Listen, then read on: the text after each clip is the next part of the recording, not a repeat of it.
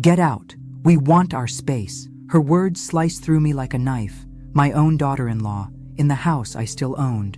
My son, my only child, just stood there, saying nothing. That moment changed everything. Sometimes betrayal comes from those closest to us. This is my story of deception, heartbreak, and finding the courage to reclaim my life at 78. If you're watching this video, please subscribe to the channel and let me know in the comments where you're watching from. I found it while cleaning Harold's desk, divorce papers Michael had left behind after our lunch. My son hadn't mentioned his failing marriage. Yet there it was, evidence of his crumbling world. I stared at my reflection in the antique mirror Harold had given me on our 40th anniversary, noting how the past year had etched deeper lines around my eyes. "Mom, sorry I'm late," Michael said, rushing through the front door of my Victorian home in Westbrook. At 52, his hairline had receded like Harold's, but his eyes still had that boyish sparkle. Work was insane today. "It's fine, dear. Lunch is still warm." I hugged him, hiding what I knew. If he wanted to tell me, he would. Over chicken pot pie, his favorite since childhood, Michael finally broke. "Mom, Vanessa and I have been seeing each other for a few months now." I nearly choked on my water. "Catherine's daughter? Vanessa Taylor?" I know it seems sudden after the divorce, but we reconnected at that charity event last year. His eyes lit up in a way I hadn't seen since his college days. "She's changed, Mom." I remembered Vanessa as a child, beautiful but entitled, always demanding attention. Catherine had always made excuses for her daughter's behavior. Now in her late 40s, Vanessa had been through 2 marriages already. "I'm happy if you're happy," I lied, because that's what mothers do. 3 months later, they were engaged. 6 months after that, I found myself hosting their engagement dinner in my dining room, watching Vanessa parade around my home, eyeing my antiques like items on an auction block. "This chandelier must be worth a fortune," she commented, staring up at the crystal fixture Harold had installed himself. "It's not about the value," I replied. "It's about the memories." After dinner, Michael pulled me aside. "Mom, I need to tell you something. We've been looking at apartments, but with the economy and my investments tanking," he couldn't meet my eyes. "What is it, Michael?" "We're struggling financially. I lost almost everything in that tech crash." Before I could respond, Vanessa appeared, wrapping herself around my son's arm. "Your mother doesn't need to worry about our problems." That night, as I lay in bed thinking about Michael's situation, I made a decision that would change everything. I owned several investment properties Harold and I had purchased during his successful career as a corporate attorney. The colonial house on Maple Street was sitting empty. The next morning, I called Michael.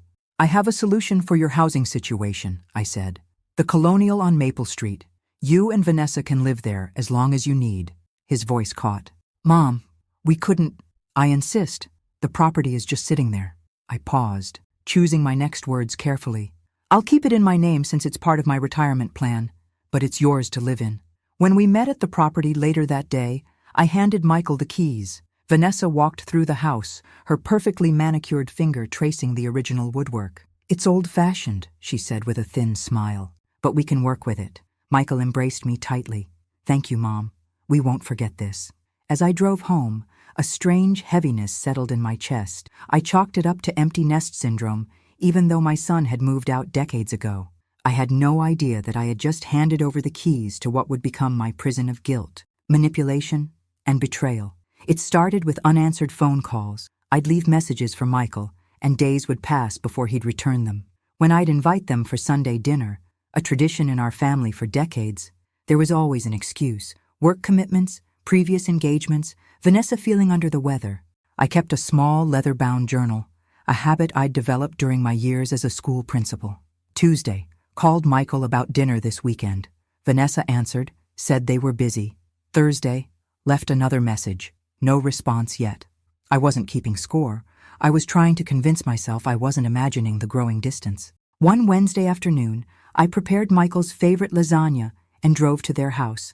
My house, technically. I rang the doorbell, balanced the still warm dish in my hands, and waited. Vanessa answered, her smile faltering when she saw me standing there. "Eleanor, this is unexpected." She opened the door reluctantly. "I thought you might enjoy a home-cooked meal," I said, stepping inside. The house looked different. The antique side table that had been in the entryway was gone. replaced by a sleek modern console that didn't fit the colonial architecture. Michael emerged from his home office, surprise evident on his face. "Mom, we weren't expecting you. I was in the neighborhood and thought you might like some lasagna." My voice sounded unnaturally cheerful even to my own ears. "That's thoughtful," Vanessa said, taking the dish from my hands with a forced smile. "We actually just ordered takeout, but we can save this for tomorrow." I followed them into the kitchen. Noticing more changes, the vintage cabinet pulls had been replaced with stainless steel handles, and the warm cream walls were now stark white. While Michael excused himself to finish an email, I heard Vanessa in the hallway, her whispered words carrying into the kitchen. "I can't believe she just showed up." "Again, can't we just tell her to call before coming over? It's like we have no privacy anymore."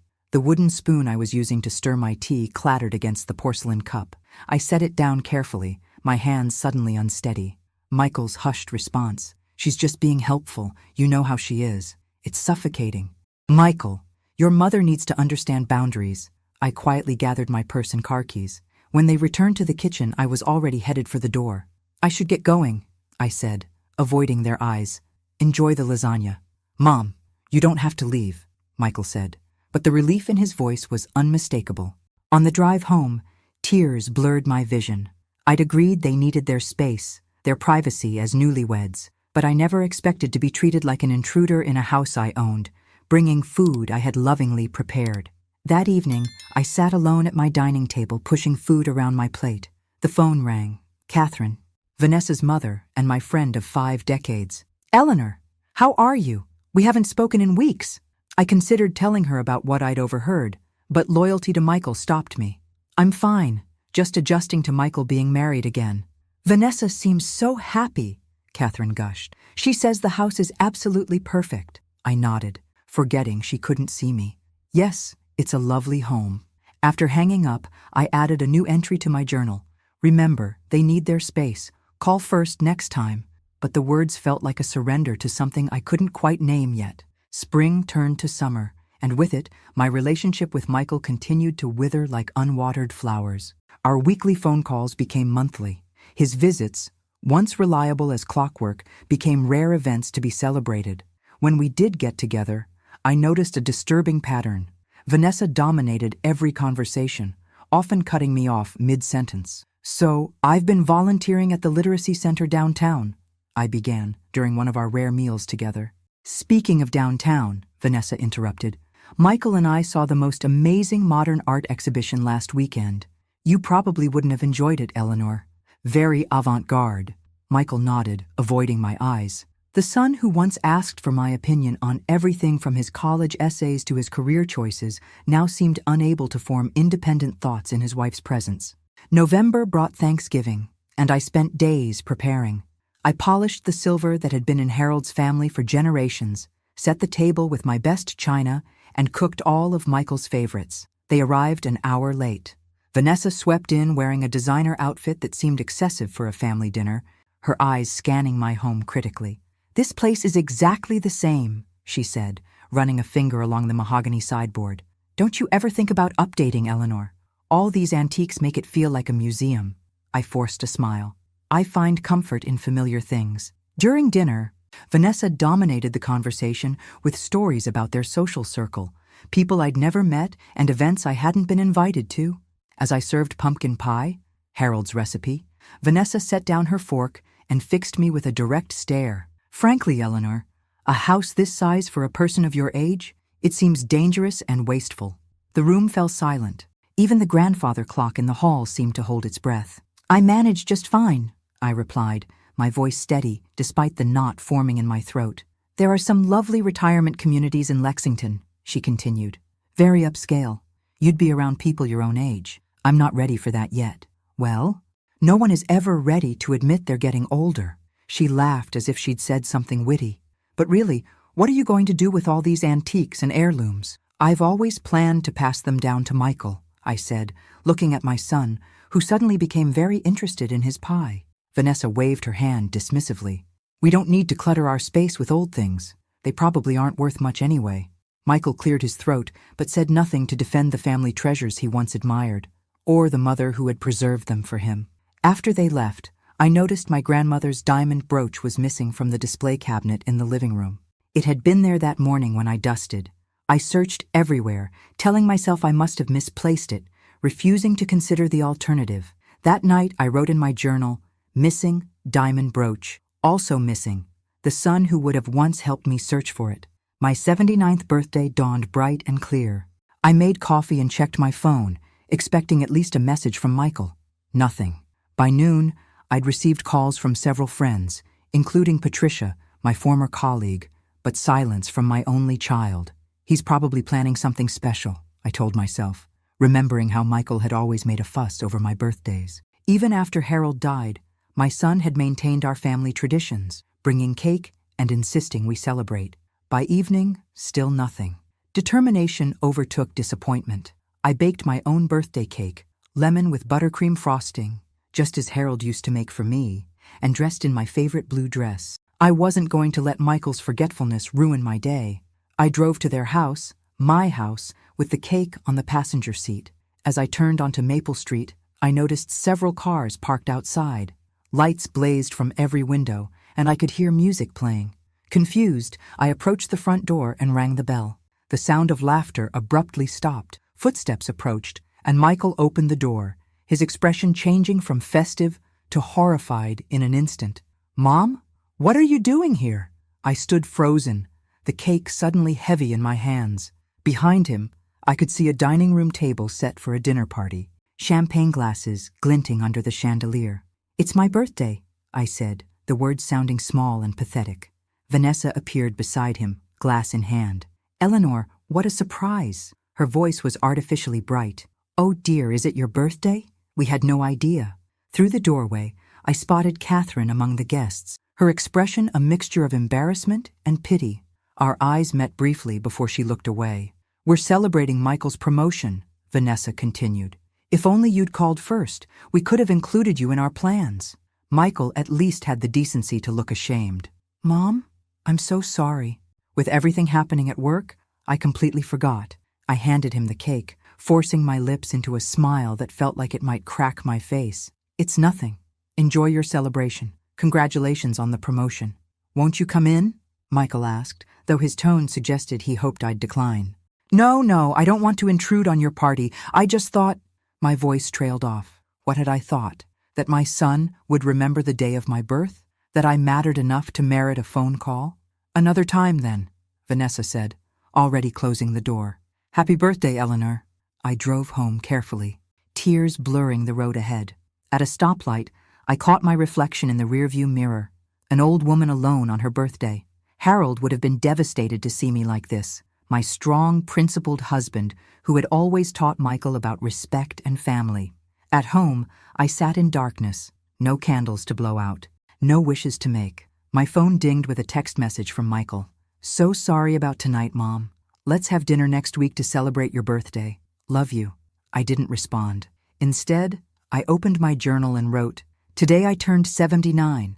Today I also realized that in my son's new life, there is no room for his mother." The tears finally came then. Not quiet and dignified, but wrenching sobs that left me gasping. I cried for the little boy who once made me birthday cards with crayon hearts, for the young man who drove 4 hours from college just to surprise me on my birthday, and for the middle-aged stranger who had forgotten me entirely. 2 months crawled by. Following Vanessa's protocol, I called ahead to schedule a visit, clutching the health insurance documents Michael had requested. Each ring of the phone tightened the knot in my stomach. "Eleanor," Vanessa answered, her voice cool and professional. "Yes, tomorrow at 2 would be fine." The next day, I arrived precisely on time, documents neatly organized in my leather portfolio, a gift from Harold on our 30th anniversary. The Colonial's driveway was cluttered with construction trucks, and a dumpster sat on what had once been my carefully tended front lawn. I navigated around a pile of debris to reach the front door, which stood ajar. Inside, the once elegant entryway was in shambles. Plastic sheets hung from doorways, and the air was thick with plaster dust. "Hello?" I called out, stepping carefully over power cords. Michael emerged from the living room, his dress shirt incongruous amid the chaos. "Mom, thanks for bringing those papers." "What's happening here?" I asked, trying to keep the alarm from my voice. Just some renovations, he said vaguely. Vanessa's in the back. Come on through. I followed him through the house, my heart sinking with each new discovery. The original hardwood floors were being covered with modern tile. The crown molding Harold and I had painstakingly restored was gone, but it was the bay window that stopped me in my tracks. Workers were removing the stained glass panels, vibrant blues and ambers that had cast jewel-toned light across the room for over a century. Michael, what are they doing with the stained glass? My voice came out as a whisper. Before he could answer, Vanessa appeared, wearing a hard hat like a fashion accessory. Eleanor, perfect timing. What do you think of our modernization project? I struggled to find words that wouldn't betray my horror. It's quite a change. We're bringing this old place into the 21st century, she said proudly. Those dated stained glass windows are the first to go.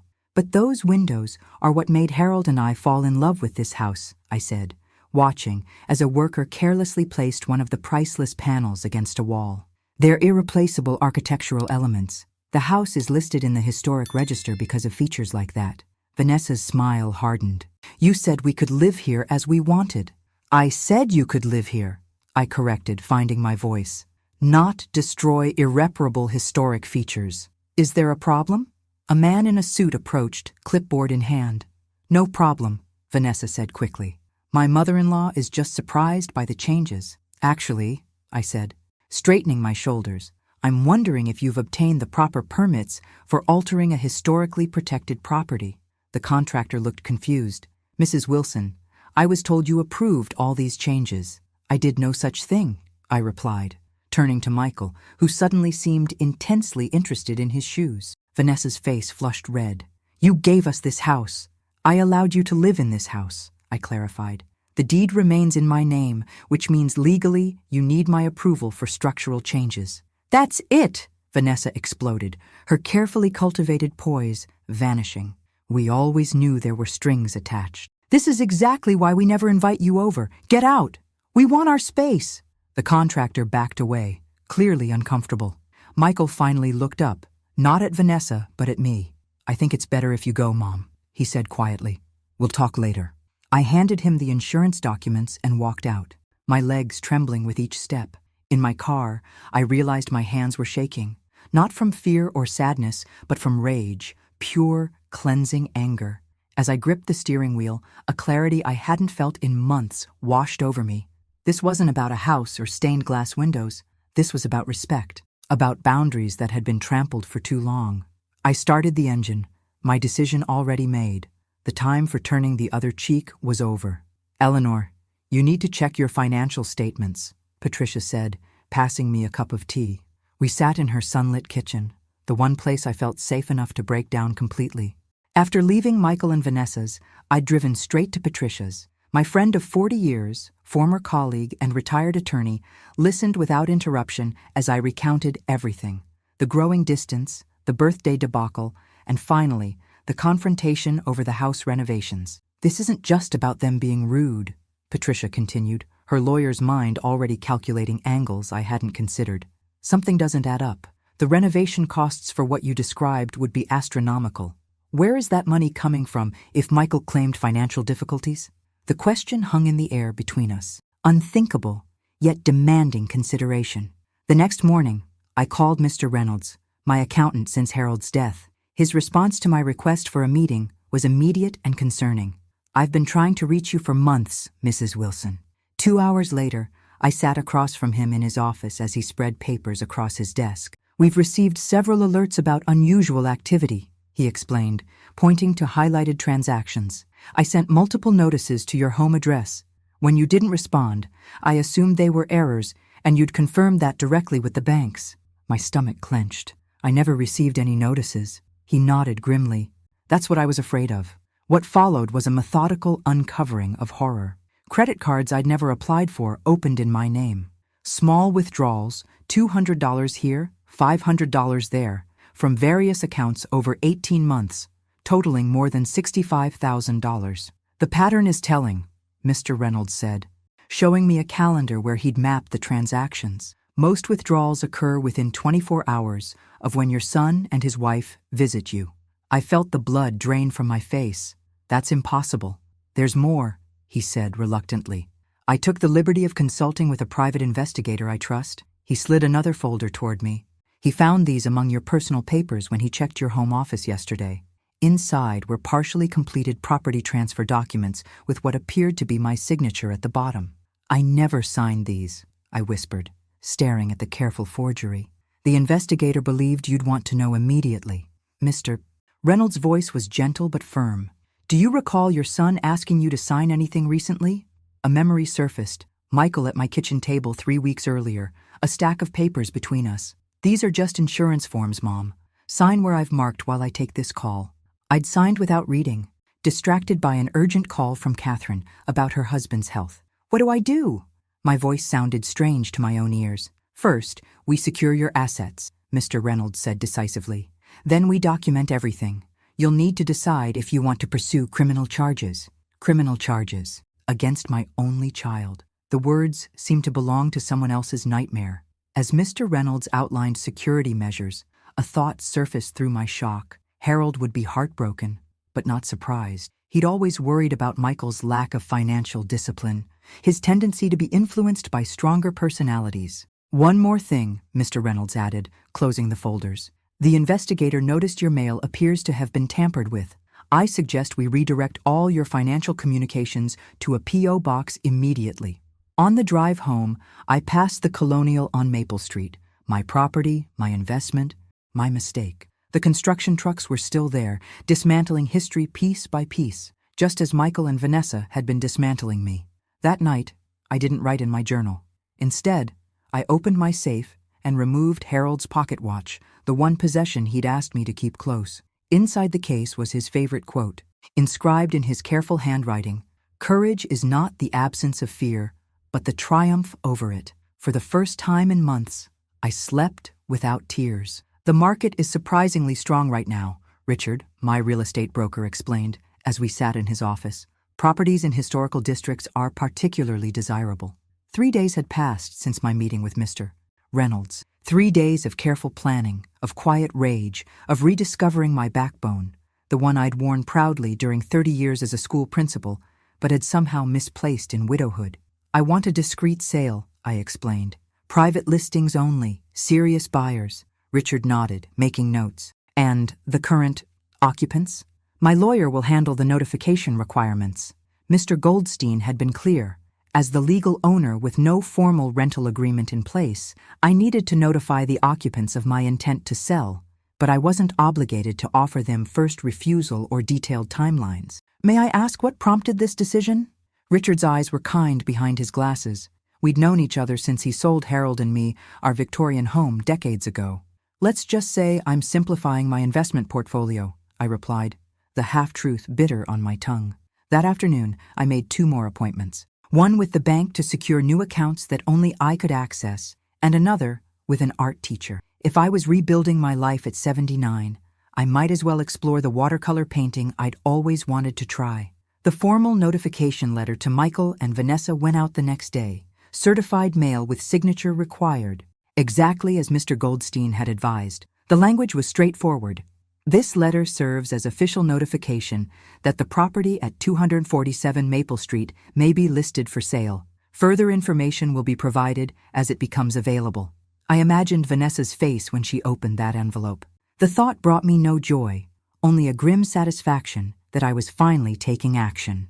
Meanwhile, the financial specialist hired by Mr. Reynolds documented each unauthorized transaction, building a case that could be presented to authorities if needed. The evidence was overwhelming.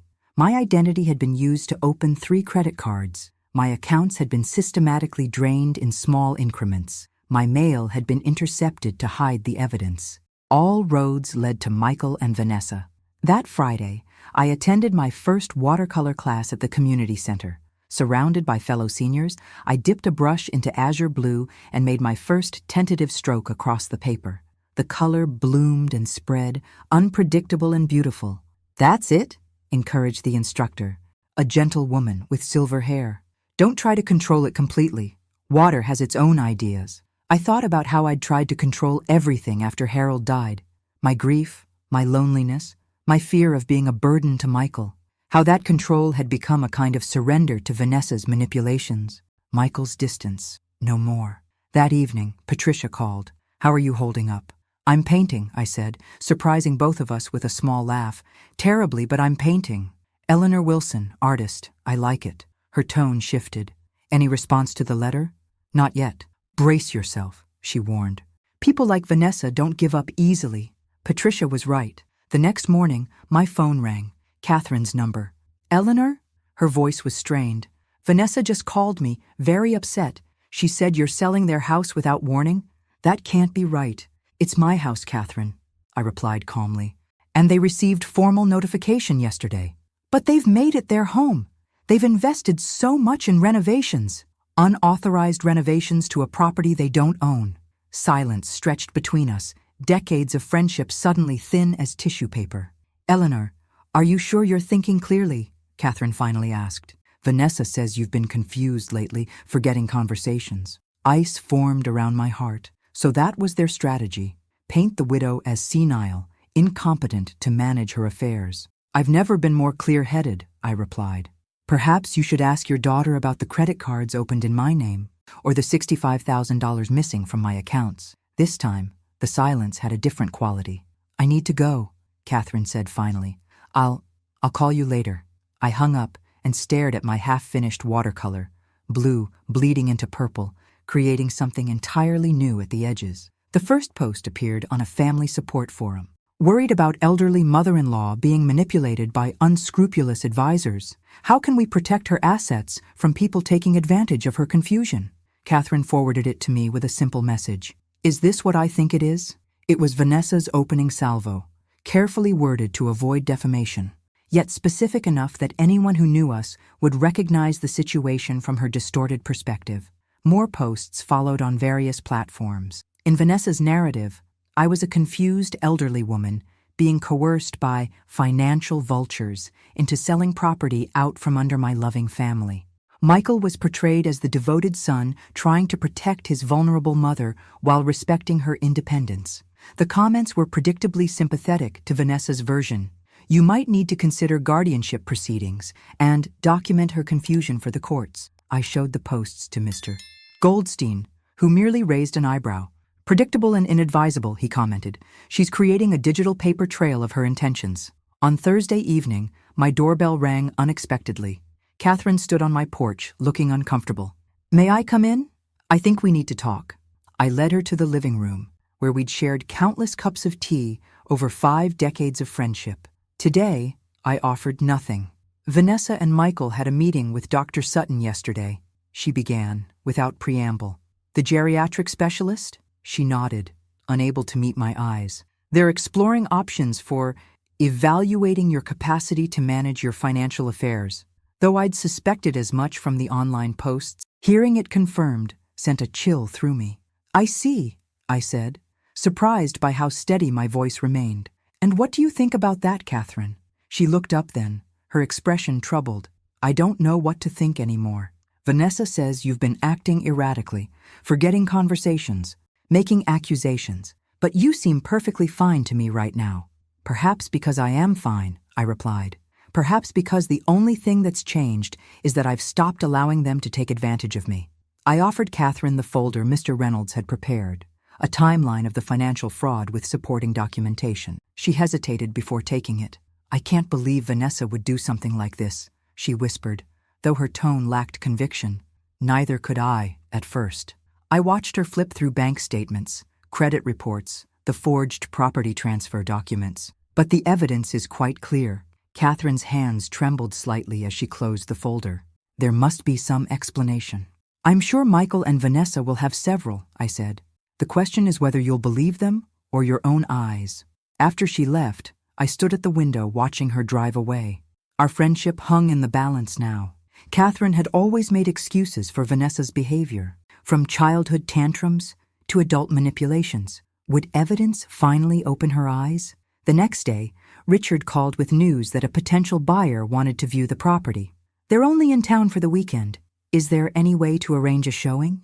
According to Mr. Goldstein, I was required to give Michael and Vanessa reasonable notice for showings. I called immediately. Michael answered, his voice tight. A showing?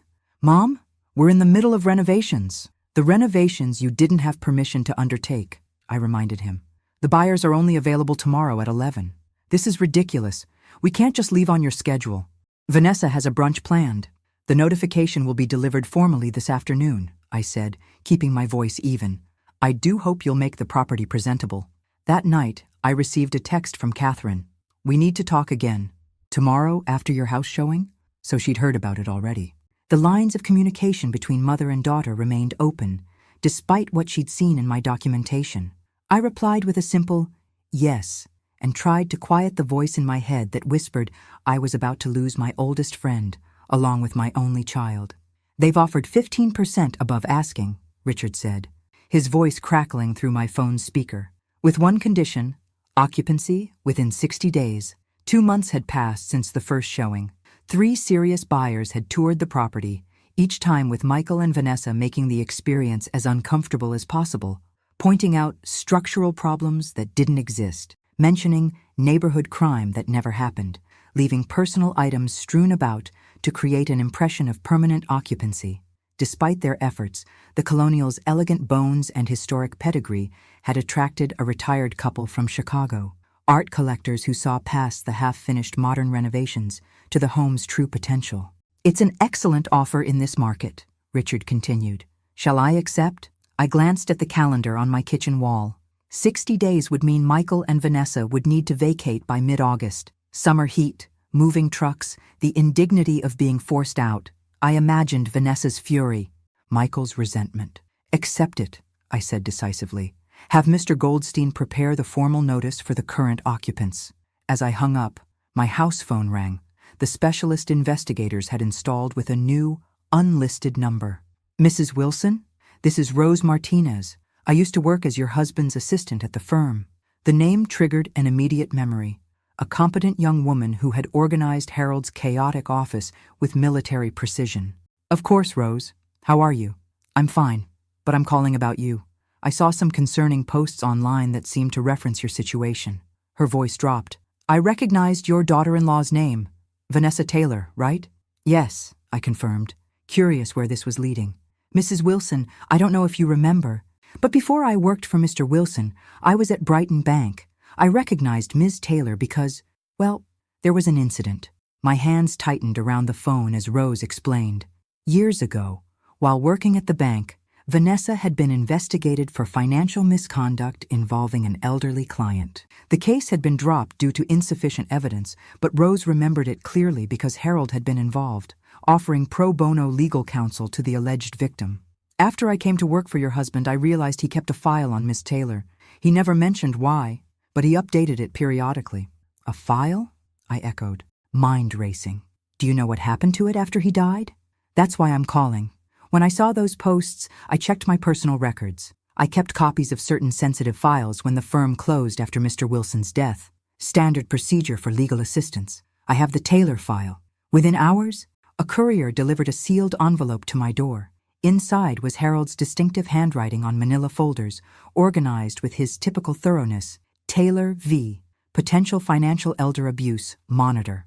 Harold had compiled a detailed history of Vanessa's employment at 3 different financial institutions, each stint ending under murky circumstances. Though never charged, she had been the subject of internal investigations at each workplace, always involving elderly clients with substantial assets. Most chilling was Harold's personal note, dated 2 months before his death. Catherine's friendship with Eleanor complicates matters. However, should VT ever become involved with the Wilson family finances, this file should be immediately provided to authorities. My hands shook as I read his warning from beyond the grave. Harold had seen what I hadn't: the pattern, the risk, the predatory nature behind Vanessa's carefully cultivated charm.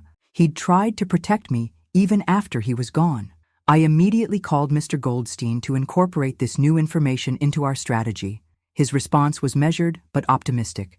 This establishes a pattern of behavior that strengthens our position considerably.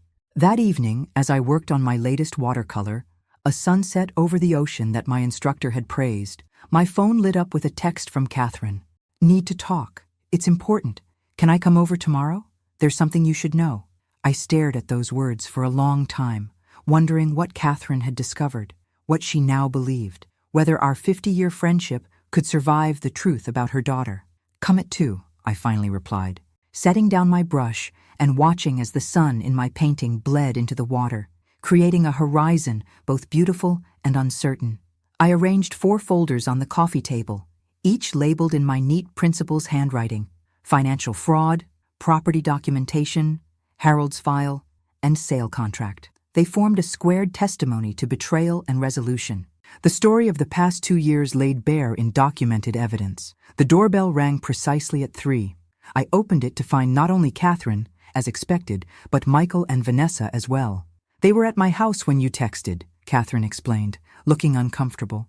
I thought it might be better to address everything together. The tension was palpable as I led them to the living room. Catherine's expression was troubled. Michael looked pale, and Vanessa wore the tight smile I'd come to recognize as her battle face. "Mom, what's going on?" Michael asked as they sat across from me. "Catherine says you have something to discuss with all of us." "Actually," I replied calmly, "I believe Catherine had something to discuss with me first." Catherine straightened her shoulders. "Yes, I've been doing some investigating since our last conversation." She glanced at Vanessa, whose smile had vanished. "I found some inconsistencies in what I've been told." "Mother, we already discussed this," Vanessa interrupted. "Eleanor is confused about many things lately. That's why we're concerned." I remained silent, watching the dynamic between mother and daughter. Something had shifted. Catherine no longer nodded along with Vanessa's assertions. "I spoke with Diane Miller yesterday," Catherine continued, addressing me directly. "You remember my cousin who works at First National? She helped me understand some banking procedures that didn't make sense in your documents." Vanessa stood abruptly. "This is ridiculous. We came here because Catherine said you wanted to discuss the house situation reasonably, not to be ambushed with more false accusations." I finally spoke, my voice steady. "Please sit down, Vanessa. No one has accused you of anything yet." The "yet" hung in the air between us. Michael shifted uncomfortably. "Mom, be reasonable," he pleaded. "We've invested thousands in renovating the Colonial. You can't just sell it out from under us." "Invested thousands you claimed not to have when I offered you the house," I observed. "Curious, isn't it?" I opened the first folder and placed a bank statement before them. "This shows withdrawals from my accounts totaling $65,000 over 18 months, withdrawals that coincide precisely with your visits to my home." Michael blanched. That's not possible." "The second folder contains a property transfer document with my forged signature," I continued, opening it. "A document you asked me to sign, Michael, claiming it was for insurance purposes." "I never," he began, then stopped, looking at Vanessa. I opened the third folder, removing Harold's file. "And this is perhaps the most interesting. My late husband kept detailed records of Vanessa's history of financial misconduct at 3 different banks, all involving elderly clients." Vanessa lunged for the file, but Catherine caught her arm. "Stop it. Just stop, Vanessa. You're believing this senile old woman over your own daughter?" Vanessa hissed. "What I believe," Catherine replied evenly, "is the evidence I've seen with my own eyes, the pattern I've ignored for too long." The room fell silent as Catherine turned to me, tears in her eyes. "After our last conversation, I contacted Vanessa's former employers. They couldn't tell me much, confidentiality agreements, but their silence was telling. Then I found records of payments from our family account to 3 different people over the years. Settlements, Eleanor. My husband and I paid to keep Vanessa's indiscretions quiet." Vanessa's face contorted with rage. "You had no right to dig through Dad's financial records." "I had every right," Catherine replied. "They're my records, too." I opened the final folder and placed the sale contract on the table. "The Colonial has been sold. The new owners take possession in 60 days. "You can't do that," Vanessa shrieked. "We'll fight this in court. We'll have you declared incompetent." "With what evidence?" I asked quietly. "The testimonial of a woman with a documented history of financial elder abuse? Or perhaps my confused son, who can't explain how renovations were funded, or why his signature appears on credit card applications in my name?" Michael stared at the documents spread before him, the color draining from his face. "I didn't know," he whispered, looking up at me with the eyes of the little boy I once knew. "Mom, I swear, I didn't know about the accounts." For the first time, I saw doubt flicker across Vanessa's perfect facade. Perhaps not all of it, I acknowledged. But you knew enough. Michael, you chose to look away rather than stand up for your mother. You chose comfort over integrity. The grandfather clock in the hallway chimed 4 times, marking the hour and the end of deception. In the silence that followed, I saw my son clearly for the first time in years, not the idealized image I'd clung to, but the flawed man who had failed both of us. What happens now? Catherine finally asked. Now, I said, gathering the folders. We each make our choices. The legal document before me was straightforward. In exchange for my agreement not to pursue criminal charges, Vanessa would relinquish any claim to my property and assets, acknowledge the unauthorized use of my identity, and agree to no further contact. It's a generous offer, Mr. Goldstein observed. More generous than I would advise, frankly. I'm not interested in seeing my son's wife in prison, I replied. I just want this chapter closed. 3 weeks had passed since the confrontation in my living room.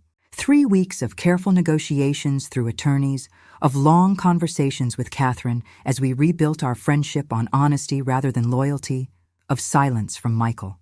The day after our confrontation, he had moved out of the Colonial into a small apartment downtown. His divorce filing made the local papers, a minor scandal in our social circle, but nothing compared to what would have happened had I pressed charges. I signed my name to the agreement, watching as Mr. Goldstein's assistant notarized it. The action was anticlimactic after months of drama, yet I felt an unexpected lightness as I set down the pen. It's done, Mr. Goldstein confirmed. Ms. Taylor's attorney has her signature already.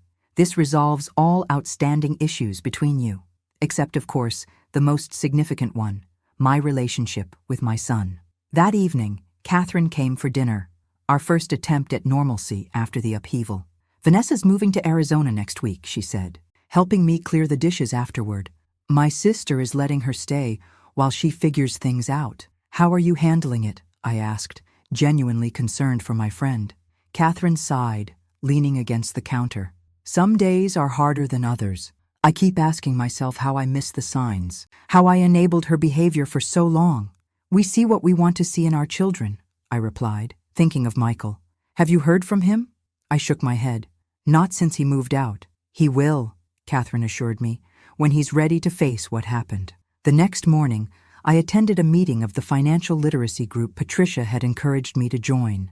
Seniors who had experienced financial exploitation sharing their stories and resources. The facilitator, a retired banker named Thomas, had invited me to speak about my experience. Standing before the group of 15 elderly men and women, some still visibly shaken by their ordeals, I felt a surge of purpose. My name is Eleanor, I began, and until recently, I believed that being kind meant being passive, that loving my family meant accepting whatever treatment I received. Nodding heads encouraged me to continue. My late husband once told me that integrity is not just about honesty, but about wholeness, being fully yourself without compromising your values. It took me 79 years and a devastating betrayal to understand what he meant. For the next hour, I shared my story, not just the fraud and manipulation, but the emotional journey from confusion to clarity, from hurt to action. When I finished, the room was silent for a moment before an elderly man spoke up. How did you find the courage to confront your own son? The question pierced me. I realized that by allowing his behavior to continue, I wasn't helping him. True love means holding people accountable, not enabling their worst instincts. As the meeting dispersed, several members lingered to share their stories with me privately. I exchanged phone numbers, promised to return next week, felt the first threads of a new community forming around shared experience and recovery. That afternoon, my doorbell rang unexpectedly. Michael stood on the porch, his face gaunt, eyes red-rimmed. "Mom," he said simply, his voice breaking on that single syllable. I stepped back to let him in, noticing how he had aged in just 3 weeks, his shoulders hunched, new lines around his mouth. In the living room, he perched on the edge of the sofa, hands clasped between his knees like a schoolboy called to the principal's office. "I don't even know where to begin," he said finally. "To say I'm sorry seems inadequate." "It is," I agreed, not unkindly, "but it's a start. I've been seeing a therapist," he continued, "trying to understand how I let things go so far, why I didn't see what Vanessa was doing, why I didn't protect you. And what have you learned?" He looked up, meeting my eyes fully for the first time. That I've spent my life looking for someone to take care of me the way you did. That I mistook control for love. That I was so afraid of disappointing you that I couldn't face any failure, even when the alternative was betraying everything you taught me. His honesty was unexpected, disarming. I forgive you, Michael, I said quietly. But forgiveness doesn't erase consequences. He nodded, a tear slipping down his cheek. You're slipping. I know. I don't expect things to go back to how they were. I couldn't let another day pass without telling you how sorry I am, how ashamed. As he rose to leave, I remained seated, watching my only child walk toward the door. Michael, I called. He turned, hope flickering across his face. We need time. It wasn't everything he wanted. It wasn't everything I wanted either. But it was honest, and for now, that would have to be enough. The garden bloomed with late summer roses, their fragrance mingling with freshly cut grass, and the lemon tarts Patricia had brought for the fundraiser. Canvas awnings provided shade for the 80 guests scattered across my backyard, each wearing a name tag and carrying a program for the first annual Secure Seniors benefit. 3 years had transformed the small support group I'd joined into a recognized regional organization that provided education, resources, and advocacy for elderly victims of financial exploitation. Today's event would fund our newest initiative, a peer counseling program for seniors rebuilding their lives after abuse. Eleanor, the press is here, Catherine called, waving me toward the garden gate where a local reporter waited with a photographer. At 82, I moved more slowly than before, but my mind remained sharp, my purpose clear. The reporter was young, earnest, taking notes as I explained our organization's mission and the prevalence of elder financial abuse. What would you say to seniors who are afraid to speak up about exploitation by family members? She asked. I would tell them that true family honors your boundaries, not exploits them, I replied, and that it's never too late to reclaim your dignity. As the interview concluded, I scanned the crowd, nodding at familiar faces. Thomas from the original support group, now our treasurer, Patricia, who had helped draft legislation strengthening penalties for elder fraud, Mr. Reynolds, whose accounting firm now offered free consultations to seniors, and Catherine, who had channeled her guilt over Vanessa into tireless work for our cause. I didn't immediately notice the man who slipped in through the side gate, hesitating at the edge of the gathering. It was Patricia who spotted him first, touching my arm and nodding in his direction. Michael stood alone, thinner than I remembered, his hair now completely gray. In his hands was something small and rectangular, a book bound in familiar brown leather. I didn't know if I should come, he said as I approached. Your invitation said it was open to the public, but I'm glad you're here, I said, meaning it. The past 3 years had been a slow, deliberate rebuilding. Monthly lunches had progressed to weekly phone calls. Michael had continued therapy, confronting the patterns that had made him vulnerable to Vanessa's manipulation. I had learned to love him with clearer eyes, without the fog of guilt and obligation that had clouded our relationship for so long. I found this, he said, holding out the leather-bound book. Among Vanessa's things in a box she never retrieved after the divorce. I recognized it immediately. Harold's journal, the one that had gone missing after his death. She took it, Michael explained, his voice tight with old anger. When we were going through Dad's office after the funeral, she was afraid it might contain information about her.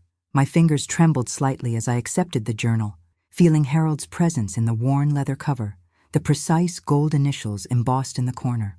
There's something else, Michael continued, reaching into his jacket pocket. He withdrew an envelope, yellowed with age. Inside the journal, letters, from Dad to both of us. They were supposed to be read after his death. Letters that Vanessa had stolen, fearing what they might reveal. Words from Harold that had been silenced for 15 years. I haven't read yours, Michael assured me. But mine, his voice broke slightly. He knew, Mom. Somehow he knew I would struggle after he was gone. He warned me to value integrity over comfort, to remember that true wealth isn't measured in possessions. A lesson Michael had learned the hardest way possible. Around us, the fundraiser continued. Strangers and friends united by common purpose, the organization that had grown from my personal pain, now helping dozens of seniors reclaim their lives. Would you like some lemonade? I asked, nodding toward the refreshment table. Patricia brought those lemon squares you always liked. It was a small invitation, insignificant compared to the breach that had separated us. Yet as Michael nodded and fell into step beside me, It felt like the closing of a circle. We joined a table where Catherine sat with Thomas and his wife. Introductions were made, conversation flowed. Michael listened intently as Thomas described our latest initiative, offering suggestions from his experience as a project manager. "You should come to our next planning meeting," Catherine suggested. "We could use someone with your organizational skills." Michael glanced at me, questioning. "It's a good idea," I agreed, "if you're interested." As afternoon faded toward evening and guests began to depart, I found myself alone on the patio with Harold's journal in my lap. The letter Michael had given me remained unopened beside it. The garden was quiet now, just the distant sounds of cleanup crews and Patricia directing volunteers. I opened the envelope carefully, unfolding pages in Harold's distinctive handwriting. "My dearest Eleanor," it began, "if you're reading this, I am gone, but my love for you remains. My greatest wish is that you and Michael will honor what truly matters, not the houses or investments we've accumulated, but the integrity with which you live." Tears blurred the words, but I continued reading Harold's final guidance, his hopes for us, his faith in my strength. In the final paragraph, he wrote, "Remember that it's never too late to begin again, to stand firmly in your truth, to create a life that reflects your values rather than others' expectations." I closed the letter as the setting sun cast long shadows across the garden. Harold had been right, as he so often was. It wasn't too late, not at 79 when I'd finally stood up for myself, not at 82 as I helped others do the same. "Mom?" Michael appeared at the patio door. "Need any help with these last tables?" "That would be nice," I said, tucking the letter into the journal and rising to stand beside my son. As we worked together in companionable silence, I thought about the long journey that had brought us here, the betrayal and pain, yes, but also the clarity and purpose that had emerged from it. I thought about the colonial house, now lovingly restored by its new owners who had reinstalled vintage stained glass windows similar to the originals. I thought about Vanessa, who according to Catherine was working at a resort in Arizona, still searching for shortcuts to security. Mostly, I thought about the words I now shared with every senior who came to our organization looking for help. Life is too long to carry resentment, and too short to waste on people who don't recognize your worth. It had taken me 82 years to fully understand that truth. But as Harold would say, better late than never. Thanks for listening. Don't forget to subscribe and feel free to share your story in the comments. Your voice matters.